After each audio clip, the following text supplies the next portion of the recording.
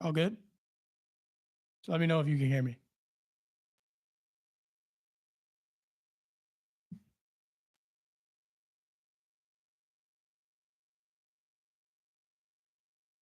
Hello, hello. Testing. We're all good? All right. Are we live?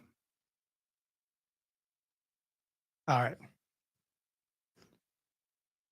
All right. Hello, everybody, and welcome to the very first episode of Real Graps. I'm your host, Joe Gierer, and I'm very excited to do this. This is my first ever radio show, first time on camera, first time live with a show. So I'm looking forward to it. Looking forward to seeing how everything unfolds throughout this semester. And considering it's my very first show, I just want to go ahead and let everybody know, anybody watching, what this show is about, so you know what you're in for, how it's going to function, what I'm going to talk about. This show is going to be focusing on professional wrestling, in particular WWE, World Wrestling Entertainment. So if you're tuning in expecting talks about an outside company like AEW or like New Japan, TNA, I'll talk about TNA when they cross over into WWE with the partnership, but no outside wrestling companies really. This show is going to focus specifically on what happens on Monday Night Raw, on Tuesday night on NXT, on Friday night on SmackDown, and then any Saturday or Sunday PLEs that take place throughout the year or throughout the semester, really, because this show is going to run until about May. But I figured it was a perfect time to hop in, start a show about professional wrestling because this is the most important season in all of professional wrestling, really.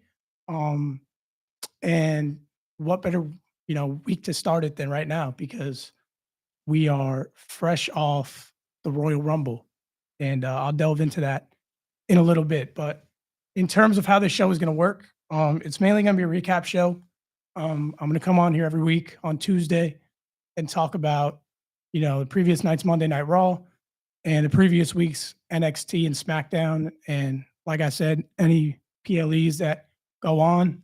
If there's an upcoming PLE, I'll sit here and I'll probably do some predictions. We'll talk about the matches that are scheduled, some rumored matches maybe, and yeah, that'll pretty much be the show. Nothing too complex, but just something to step in the door. And wrestling is something I'm pretty passionate about. So I've watched it ever since I was a kid, and probably about 2009 to 2015 range, maybe. And then I ended up growing out of it. I'm not sure why. It just happened one day. I feel like it happens with a lot of kids. But around 2023, the company started to get hot again, and a couple of my family members were heavily into it. So I decided to go over and watch some shows with them. And ever since then, my love for professional wrestling again has just taken off, and it's become one of my favorite things in the world. I look forward to it every single week. And yeah, why do a show if you're not doing it about something you're passionate about? So that's why I decided to do this show. And without further ado, let's hop right into it. Very first topic that we get to talk about this semester is the Royal Rumble, which first of the big four PLEs, Royal Rumble, WrestleMania, Survivor Series, SummerSlam. So, um, you know, everything is everything is good right now in professional wrestling. Although there's a little bit of turmoil over the results of the Royal Rumble, and I'm a little. I'm not going to go too deep on the two filler matches in between both Royal Rumbles, but I want to give them a shout out real quick. Tag team title match between DIY and Motor City Machine Guns. That was a great match. I enjoyed myself watching it.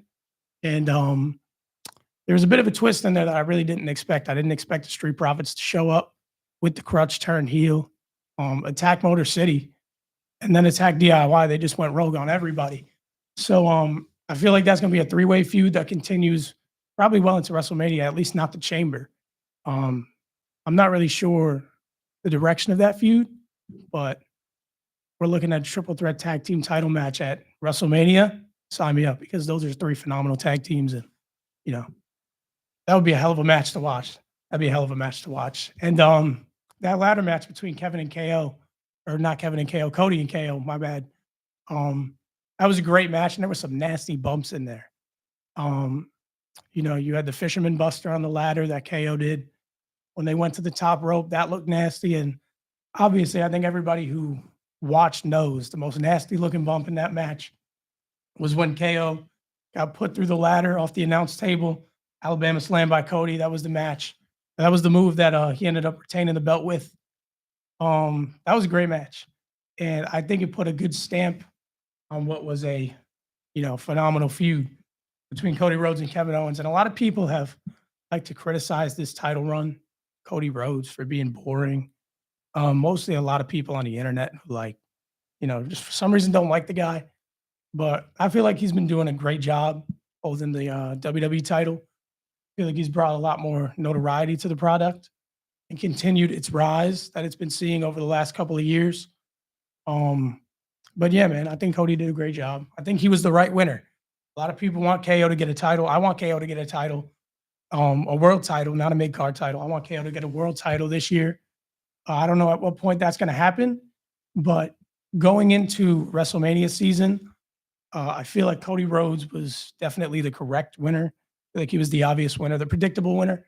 But, sometimes predictable is good because I don't think this was due for a shakeup going into WrestleMania season, especially when you assume they were going to go the Kevin Owens versus Sami Zayn route. And it was only a matter of time before they got things started, which we'll get into later, but they definitely got things started. Now, the Women's Royal Rumble.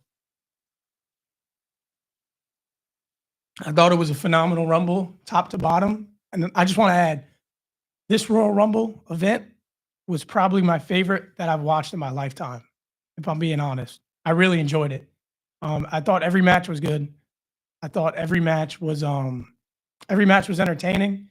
I thought both Royal Rumbles were very well done, even though there's a little bit of a controversy about both winners, which I'm going to get into in a little bit. But overall, returns, use of talent, I thought that for the most part, they did a very good job, and I was very pleased with it. The winner of the Women's Royal Rumble match was a returning Charlotte Flair, first two-time winner of the Women's Royal Rumble event in its short history. But a lot of people were critical of it, and it continued into Monday Night Raw last night when Charlotte came out to cut a promo. And, a lot of people were booing. The crowd was booing. She was trying to be endearing. She was trying to be genuine, talking about how much she misses the fans, how much she misses the business. And, people were getting on her and getting on her case. And I don't really see the reason exactly because, you could say she's the greatest, most accomplished women's superstar of all time. That could be true. You could also say that she's the most overbooked and pushed women's star of all time. I know people have that opinion.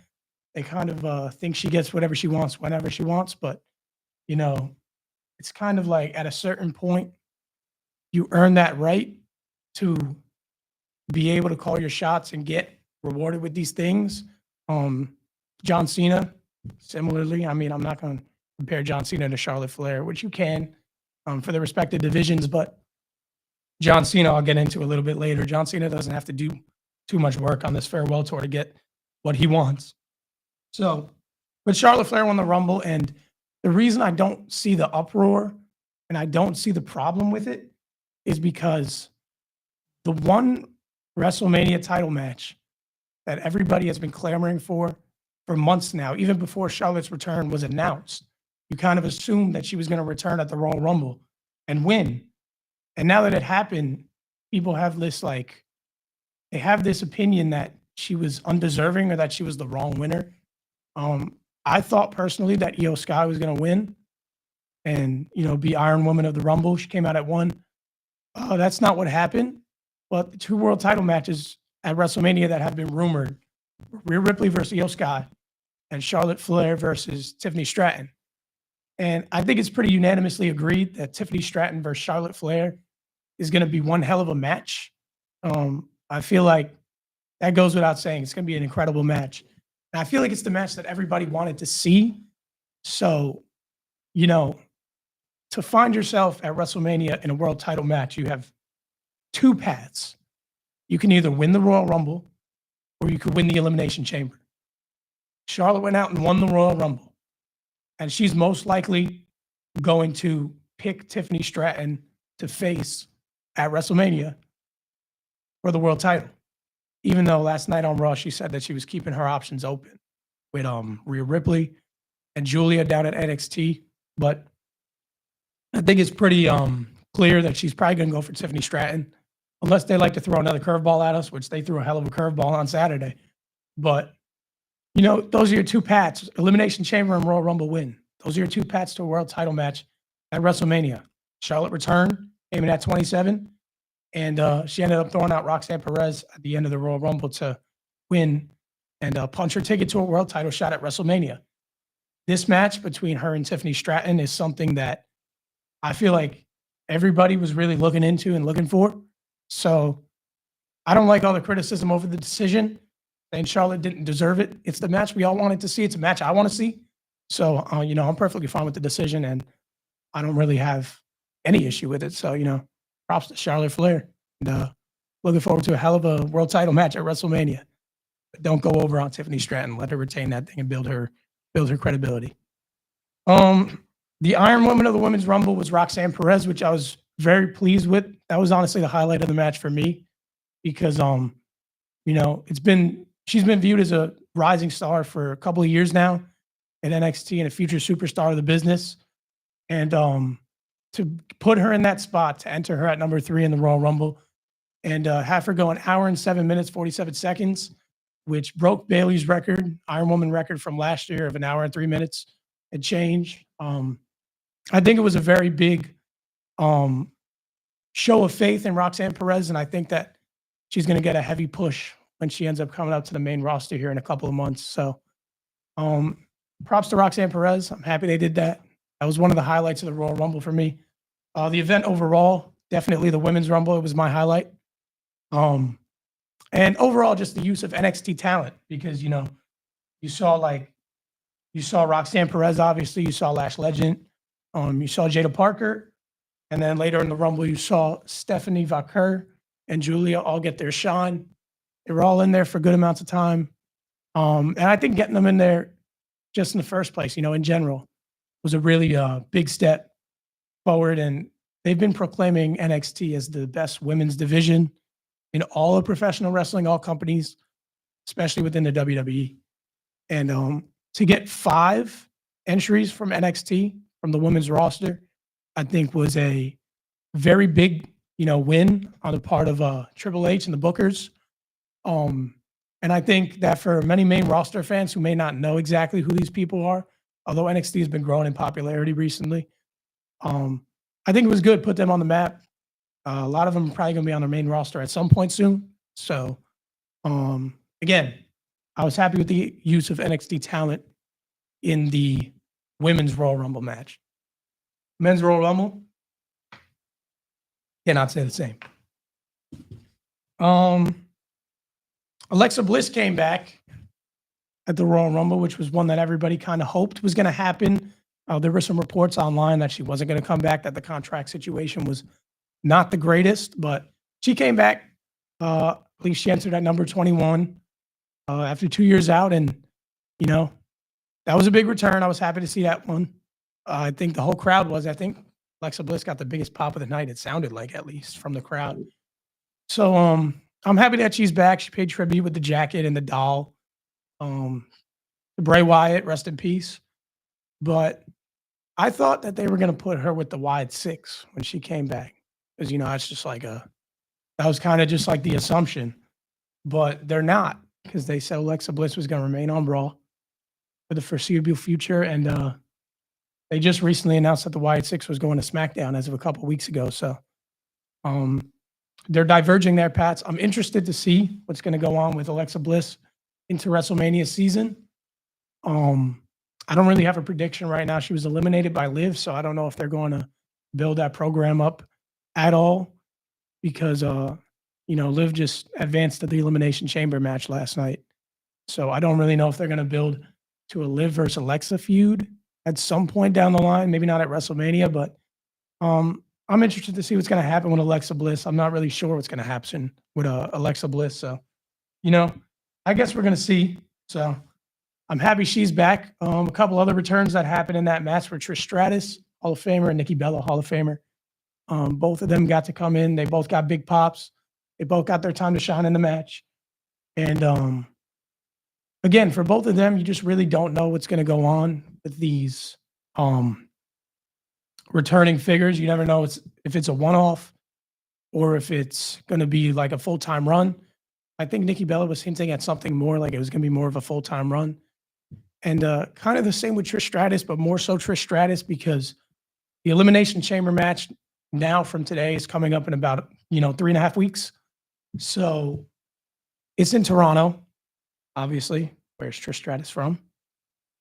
So I don't know if she's going to be involved in any sort of way. When Money in the Bank was in Toronto last year, she was involved. She hosted.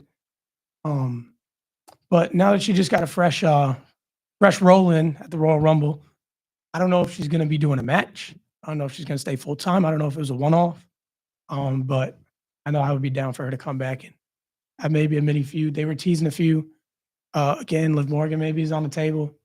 I could see maybe Tiffany Stratton on the table some point down the line. If they want to put Trish Stratus back in a world title feud, they were teasing that back at Money in the Bank after Tiffany won. They had a little run-in and they had a segment together. So obviously that would be a great match. But yeah, and then as for Nikki Bella, I'm not really sure what direction they want to go with her. It was nice seeing her back, especially me. I'm, 20-year-old guy. I'll be 21 in a couple of weeks here. But Nikki Bella was one of the divas that I grew up on and I saw on TV all the time. So, yeah, that was a nice surprise. It was nice to see her back in the ring. It was a bit nostalgic for me. So, yeah, Trish Stratus, Nikki Bella, some good returns. And I'm looking forward to see what happens for them in the future. Nia Jax was made to look like, again, a wrecking ball, a bulldozer. She came in, had 9 eliminations, which is the record for the Women's Royal Rumble at least. And I'm not sure what the record is overall, but it might be the record overall. 9 eliminations in one Rumble, which a lot of them came on one bad spot, which it was a bad spot. It was a bit sloppy. You had all like the top talent hanging over the top rope. You had Io Sky, Bianca Belair, Naomi. They were all hung over the top rope, and just with one little push, Nia was able to eliminate all of them.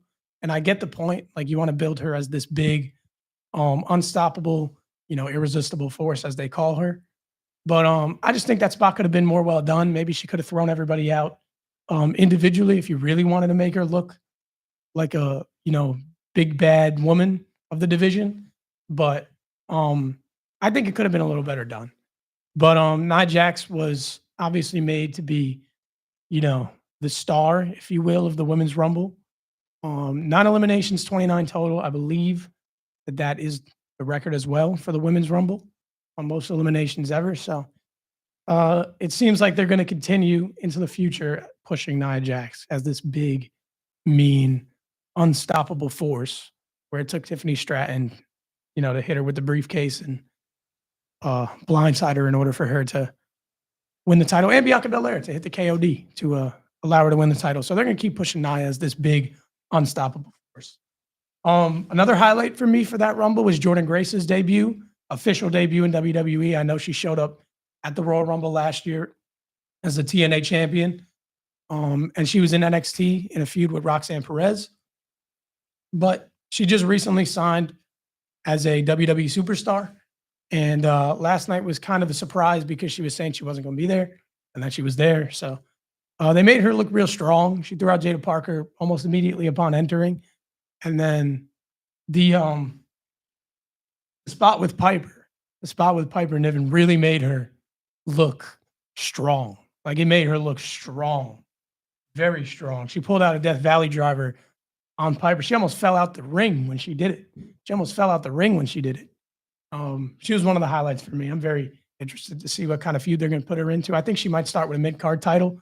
And speaking of the mid-card titles, I guess they had Ivy Nile throw out Lyra Valkyria. So, and they kind of continue to push towards it on Raw last night. So I assume that the first mid-card title feud or match, at least for Lyra Valkyria, will be Ivy Nile. And there's no doubt in my mind that she's going to retain that title. So I'm interested to see which brand they put Jordynne Grace on, whether it's SmackDown or Raw. I feel like she'll be on the main roster. And whichever one it is, I feel like she's gonna end up, um, you know, in a mid-card title feud fairly quickly. Some of the critiques I have for the Women's Rumble is basically just the returns because everybody got their hopes up. I never expected AJ Lee to return. I don't think anybody is ever expecting AJ Lee to return at this point. But girls like Jade, like Asuka, like Becky Lynch, I feel like one of them at least should have returned. I thought Jade Cargill returning and going after whoever attacked her in this storyline was guaranteed. I thought that was guaranteed because we know she's healthy. I thought it was a guaranteed thing that she was going to show up, and then she didn't, which is okay. People had some expectations of Becky Lynch. I was kind of hoping for Asuka. I don't know her status if she's healthy or not. Yeah, a couple of missed returns, but overall, I think the Women's Rumble was extremely well done. And I'm looking forward to see what happens at the Elimination Chamber match in a few weeks here. On to the Men's Royal Rumble. I thought the Men's Royal Rumble was very fun. I've seen a lot of people calling it the best Royal Rumble ever, and I kind of have to agree, at least from what I watched as a 20-year-old kid. That was my favorite Royal Rumble ever. It was the most stacked Royal Rumble I've ever seen. The talent was off the charts, especially as you got later into the Rumble. You saw some of the guys that were coming out and putting on. You saw guys like Roman Reigns. You saw Drew McIntyre. You saw CM Punk. You saw Seth Rollins. You saw John Cena. It was loaded. It was loaded with talent. And yeah, very unpredictable winner. Very unpredictable winner. Probably the biggest curveball I've seen Triple H throw in the last 2 years. Main event Jey Uso with the Royal Rumble win. And that ruffled a lot of people's feathers online on the internet. Because they see him as this guy who's just, some people think he has bad promo work. Some people think that he is just his entrance. They think that he's only popular because of his entrance. They get mad at the Yeet catchphrase, which I find funny. I find that funny. But they get mad at the catchphrase. They get mad at the wrestling. They don't think he's that good of a wrestler. But you have to understand something. One of the main stories that's been explored over the last year and a half with WWE is the fact that Jey Uso has not won a world championship. First, it was a singles championship, but at the same time, it was a world championship because you never really saw Jey challenge for a mid-card title outside the Intercontinental Championship when he fought with Gunther early last year. But he ended up winning that, obviously, against Braun Breaker. That was another curveball. It just feels like every curveball is thrown with, like, Jey Uso. But I don't think anybody logical that watches the product had Jey Uso winning that Royal Rumble, especially when it came down to him and John Cena. I viewed it as a positive because I thought John was going to win. But I thought that Jey Uso getting to be final two with John Cena was a big push for him in itself, that he was trusted to go all the way to the end and be the last eliminated. But then when he hopped out the AA and pushed John Cena off the rope, I had to stand up. I was thrown for a loop. I think everybody had the same reaction when Jey won that Royal Rumble. But I hate this sentiment that I'm seeing online that it wasn't deserved, because it was 100% deserved.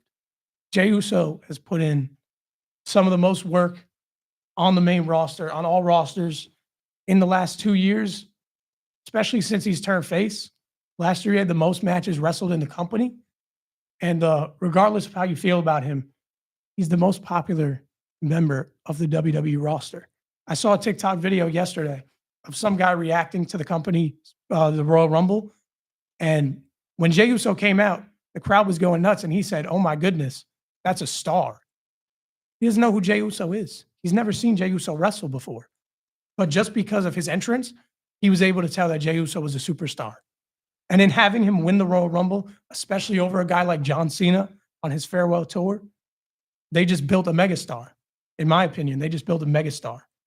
And I think, we're going to explore Jey versus Gunther again at WrestleMania. And a lot of people don't have hopes for this match. They don't think Jey is main event material for WrestleMania, at least as a singles competitor, because they put on that phenomenal tag match a few years ago on the Usos versus Sammy and KO. But in terms of him as a singles competitor, I don't think a lot of people have Jey Uso as like one of these top tier guys that could main event WrestleMania. But I do. because the most important thing when choosing who to put in your main event of WrestleMania, you don't want to put, with all due respect, and this is another point I had, like Ilya Dragunov. Ilya Dragunov is a phenomenal wrestler. I think he's one of the best wrestlers in the company, maybe in the world. You don't want to put Ilya Dragunov in the main event of WrestleMania right now because he's not as over with the fan base. And I know he's been out for injury. He hasn't gotten the chance. But if you go back to before he got injured, you're not putting him in the main event of WrestleMania. He's not popular with the fan base as a guy like Jey Uso. You want to draw eyes to the product. And like I just said, people who've never watched wrestling before got this idea that Jey Uso was a superstar, that he was one of the most beloved wrestlers in the company and in the world. That's what you want for WrestleMania. And I think Jey Uso has the capability to put on a good match. And I've seen it in my past. I've enjoyed some of the matches that he's put on. And I have a lot of faith in him with Gunther that they're going to put on a great match at WrestleMania, if that's the route they choose to go, which it most likely is. Jey Uso is going to be crowned world champion at WrestleMania. I can't wait for it.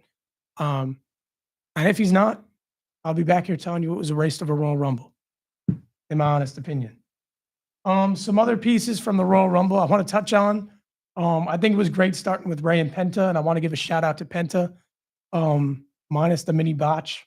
They didn't show a replay. You kind of assume that both feet touched that floor, but I guess we'll never know unless somebody slows down the footage and checks it out. But I want to give a shout out to Penta. He was the Iron Man of the Men's Rumble, and he's been in the company for less than a month. So 42 minutes, 7 seconds. I think he got thrown out by Finn, which I think is good for Finn because Finn has been not getting pushed. People have been clamoring for Finn Balor to actually get a push here at some point soon. So, but yeah, big shout out to Penta. They teased an Intercontinental feud with Penta. He had a match last night on Raw. And I'm pretty interested to see where it's going to go with him going into WrestleMania, which I think is going to end up being a match with Rey Mysterio. But, you know, I guess we'll see at some point here in the near future. The highlight of the Men's Rumble for me was definitely AJ Styles' return. I was sitting on the couch and I kept saying AJ Styles to everybody I was watching with. I was really hoping that AJ Styles was healthy and coming back at the Royal Rumble, which he did. And not only did he come back, he came back as what seems like a face, in my opinion. And he came back with his old theme and his old presentation, which I was very happy about. I love that theme song. But there have been a few things thrown around about AJ Styles' return now.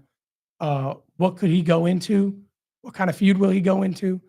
Logan Paul eliminated him at the Royal Rumble, which Logan Paul had some real big spots at the Royal Rumble I'll talk about in a minute. But they're saying maybe a Mania match could be between AJ Styles and Logan Paul, which, you know, unironically would be a hell of a match. I think that would be a great match. As much as Logan Paul gets hate, I think he's, you know, very good in the wrestling business. He's very good in the ring. So, you know, shout out Logan. But I think that that match would be a hell of a match. And last night on Monday Night Raw, there was a backstage segment where Adam Pearce announced that AJ Styles was going to move forward on Monday Night Raw for the future. And Braun Breaker came out and he had something to say about it. And then he talked about talking business with Adam Pearce. So sometime in the near future, I think we might end up seeing an Intercontinental title feud between Braun Breaker and AJ Styles. And I love it. I love it. Imagine that match. Imagine that match. AJ Styles and Braun Breaker. That's a dream match, at least for me. So I was very happy that AJ came back. There are a few cool cameos. The first of which was I Show Speed, which I think everybody in the world saw. That video had, you know, all videos of Speed's Royal Rumble appearance went viral on social media, and I think they had over 300 million views in less than 24 hours, which that's one thing I want to say I'm very happy with. Triple H getting streamers and outside figures involved in the product, because I think that WWE was down for a little bit in the mid-2010s maybe, or in the late 2010s, early 2020s. They started to revive themselves, but getting these outside figures involved in professional wrestling, helps bring more eyes to the product. And then obviously that was the most viewed clip of the entire Royal Rumble. And it was hilarious, by the way. I loved it. I thought it was great. Um, but yeah, getting guys like that involved with the product helps bring more eyes. And I think that we're going to see a lot more of that now in the future. They've already been building to it. I think you might see Speed again at WrestleMania, or at least someone like him. Um, yeah, I mean, that was great. I love that spot. Some wrestling purists were like critical of that spot, taking it away from somebody, but you want those viral moments sometimes. And I think that was about as viral as it could get. And he got killed by Braun Breaker. He got murdered. Everybody's saying professional wrestling is fake. That didn't look fake. That did not look fake. He got killed. And then afterwards, he had a big cut on his leg because of the throw into the table by Otis. So, props to Speed for taking that, man. Props to Speed. He's not a trained wrestler. So, very big props to I Show Speed for taking that. We also had a cameo from Joe Hendry from TNA champion, recently crowned. Say his name and he appears. Big meme that went viral late 2023. People thought maybe you'd see him at the Royal Rumble or Clash at the Castle last year, but he didn't show. And obviously he's been in wrestling. He's been with WWE for a little bit. He had some shows on NXT, some appearances. He had a world title feud on NXT, or an NXT championship feud with Ethan Page. But yeah, he got a big pop. He got one of the biggest pops tonight. So I'd be shocked if he doesn't get, brought over to WWE at some point when his contract is eventually up. I think that it would be a great addition, at least to the mid card. I think it would be a great addition. He came in, did what he had to do, mostly on The Miz, get the standing ovation. And Sheamus was almost the highlight of his appearance because Sheamus was just laughing in the corner. He was loving it. And then when Jacob Fatu came in and laid out Joe Hendry, Sheamus was going in saying, "Oh, I was enjoying that." And then that started beef with Jacob. So shout out to Sheamus. He made that moment all the more better. And yeah, RIP Joe Hendry got shredded by Roman Reigns right after he came in. Only lasted one entrant. Shout out Joe Hendry, man. They did a great job on this Rumble. Yeah, phenomenal job. It was a weird final three because I thought everybody kind of assumed that the final three would look something like John Cena, Roman Reigns, CM Punk, Seth Rollins, or maybe Drew McIntyre in there. One of the top talent because it was such a stacked Rumble. And your final four realistically ended up being CM Punk, John Cena, Logan Paul, and Jey Uso. And it wasn't even a final four because within 10 seconds of it being a final four, Logan Paul threw CM Punk out. And that's one of the things I wanted to talk about as well. They gave Logan Paul the Kofi spot. They gave Logan Paul the chance to eliminate Styles, and they gave him the chance to eliminate CM Punk. That's two Hall of Famers. And in my opinion, in everybody's opinion, the Kofi Kingston spot, the Royal Rumble save, that's a Hall of Fame spot. That was a spot for years on years on years, and they gave it to Logan Paul. So I think they have a lot of faith in him as a performer, which I don't see why they wouldn't, regardless, as I said before, of how you feel about the guy personally. He does good mic work. He puts on great matches. And I feel he's a very entertaining add to WWE. So shout out Logan. I did not see him eliminating not one, but two Hall of Famers. So yeah, shout out Logan Paul. But anyways, the final three were Logan, Jay, and John, which, if you ask 1 million people that watched the Royal Rumble, I think probably zero of them would have projected or predicted that to be the final. I feel like about maybe at most 5 out of 1 million people would have predicted that final, right? And the same for the Royal Rumble winner. I don't think more than 20 people in 1 million people projected Jey Uso or predicted Jey Uso to be the Royal Rumble winner. Predictability is good. Predictability is fine at times when you want to build to a story. But I think it was the right call for John Cena to not win that Royal Rumble, honestly. In the moment, I really did want him to win, especially the little kid in me that watched John Cena growing up. I really wanted him to win, and I still want him to go on to WrestleMania and win a 17th championship. I think that without a doubt, it's going to happen at some point this year. I think it'll still be at WrestleMania, but if it's not, it's going to happen at some point. They have plenty of feuds to explore with John Cena dating back to his past, and I feel like a lot of those, almost all of them could be world title feuds. So I feel like a world title run by John Cena when he has the time will be fun. But that wasn't in the cards for Saturday night. Props to John Cena for putting over Jey Uso. He recognized the star. And yeah, and by the way, for anybody saying Jey Uso doesn't deserve it, and they're saying, oh, he's only over, what happened on Monday Night Raw last night? Cleveland, Ohio, Jey Uso came out, kicked off the show as the Royal Rumble winner, came out, 5-minute entrance, everybody gassed up as usual, eating all over the place. And then when he was about to start talking, they asked for an encore.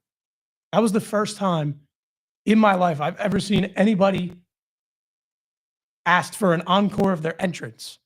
That's how over with the fan base Jey Uso is. That's how over with the fan base Jey Uso is. I think that him getting a world title match at WrestleMania, I think it was a good choice. And that's one of the bigger stories that's going to be built from here on out. And it's one of the stories that's been built in the past with all his failed attempts at a world title, even going back to last weekend against Gunther. So I'm looking forward to it. Jacob Fatu, I expected to be, the guy who looked the most dominant in this match. You could argue he was. He had 4 eliminations, which was tied with his cousin Roman Reigns for the most.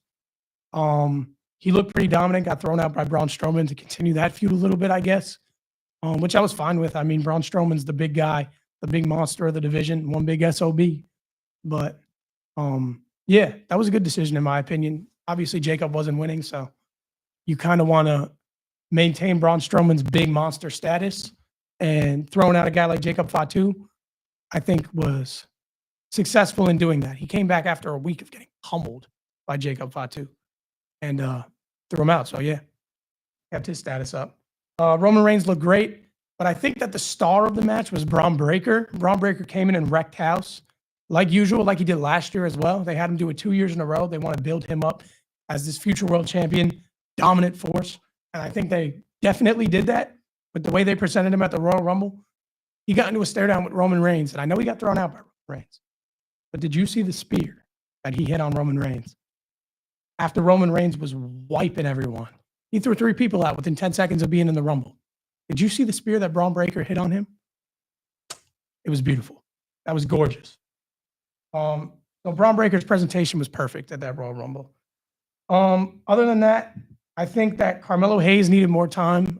He was my pick to be Royal Rumble, the Iron Man. So, yeah, I thought he deserved more time. He only got like 7 minutes, got killed by Braun Breaker immediately upon Braun Breaker coming in. So, although I don't agree with the sentiment that Carmelo Hayes has been underpushed or disrespected in his booking, he was brought up as this cocky youngster from NXT first-round draft pick who thought he was going to be able to waltz his way through the main roster, win all the titles. So I think his time is coming. And I think that having him mix it up with main event popular talent is good for him, even if he's losing these matches. And I think at some point this year, I think we'll get Melo in the bank maybe. I think that he might win the United States Championship at WrestleMania if it's a ladder match or if it's a one-on-one match, a triple threat match, whatever it may be. I could see him winning that title maybe at WrestleMania or later in the year. But I think 2025 is his year. I wasn't happy with his booking in the Royal Rumble, but yeah, it is what it is. Big year ahead for Carmelo Hayes, I think. And you assume they're going Jey versus Gunther, so now Cody Rhodes will be facing the winner of the Elimination Chamber, John Cena, in the post-show.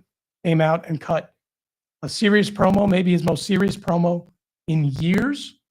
So he's in the Royal Rumble match, and the winner of that match is going to go on to face Cody Rhodes at WrestleMania. And that brings me to last night's Monday Night Raw. I want to quickly go over. We had an opening segment with Jey Uso and Gunther. Good segment, in my opinion. Very emotional Jey Uso in the beginning, which was nice to see. He does deserve it, man. Like I said before, he does deserve it. And I'm looking forward to that feud. You had Penta wrestle Kaiser in a great match where Penta ended up winning. I think everybody expected him to. Pete Dunne came out after, who lost to Penta a few weeks ago, and was able to distract him and get him attacked by Kaiser. So I think that'll be a little 3-way feud going forward, possibly, where they're going to continue a feud between Penta and Pete Dunne for a couple of weeks. There was a Judgment Day backstage segment in which Finn Balor looked pretty pissed. He came in saying everything was falling apart without him. Dom's calling the shots. But they got Liv and Raquel you know, Liv and Raquel are going to get a tag title push in the future, but Dominic was able to get Finn a qualifying match for the Elimination Chamber against Rollins, and he got Liv her match last night against Io Sky. So, Finn, you ain't got nothing to be mad about, brother. You had Charlotte and Rhea's segment, which I kind of touched on earlier. Rhea was asking her to choose her because she wanted to beat her again. Charlotte was getting booed by the crowd, which I don't agree with, but good segment again. Charlotte said she's keeping all her options open. I don't think she's picking Rhea. I think Rhea's going to get the winner of the Elimination Chamber. There was a backstage segment between Sammy, Jey Uso, and Karrion Kross. They're going to continue that Sammy and Kross feud. I don't know for how long, but they're going to continue it until I assume Sammy's going to hit his breaking point. Who knows when that'll be, but I think we're going to continue to build towards Sami Zayn and Kevin Owens at WrestleMania, which was made pretty evident last night. Roman Reigns is out for the foreseeable future. You also had a tag team match between the New Day, new theme song, by the way, which I thought was fine. They had a great tag match with, Rey Mysterio and Dragon Lee, and New Day ended up getting a win, finally. They haven't gotten a win since they turned heel. So I'm glad to see them finally get a win. And it was with the help of Logan. They're going to build up that qualifier match that they announced for Logan Paul and Rey Mysterio next week. But we're a bit limited on time, so I can't go into details about all that. Seth came out and cut a great promo on everybody. He cut it on Roman. He cut it on Punk. He cut it on himself. He also cut one directly to Sami Zayn. Nice motivational speech, get him ready for that main event, which, by the way, that main event was phenomenal. CM Punk and Sami Zayn, that was an awesome main event. Punk advanced to the chamber like we expected. John Cena, CM Punk, the first two in the chamber. John Cena ain't have to do no work for it. Only 23 years of hard service. But Punk qualified. It's going to be a stacked elimination chamber to find out who faces Cody Rhodes eventually. And that was a phenomenal match. Nice show of respect at the end, Punk and Sami Zayn. And then Kevin Owens came out to end the show and attacked Sami Zayn, and he gave him the patented package pile driver. He gave Sami the package pile driver. Why? Because Sami didn't help him beat Cody Rhodes. Sami didn't help him at the Royal Rumble. He came out to check on him. He was making sure he was all good. But Sami didn't bend the rules, and Sami didn't try to help Kevin Owens unfairly and unjustly win that championship. So Kevin got mad, gave Sami the package pile driver. I assume Sami's going to be out for a little bit, probably come back closer to WrestleMania, and we're going to build to that Sami versus KO feud at WrestleMania, that match at WrestleMania, which is going to be a hell of a match, by the way. That's where things stand right now. NXT tonight on the CW at 8 p.m. Everybody tune in as they build towards their next PLE Vengeance Day in a couple of weeks here. And Friday Night SmackDown on Friday on USA. Thank you, everybody, for tuning in and being with me for this first show. It was a lot of fun. I'm looking forward to keeping this going throughout the semester. And see y'all next week.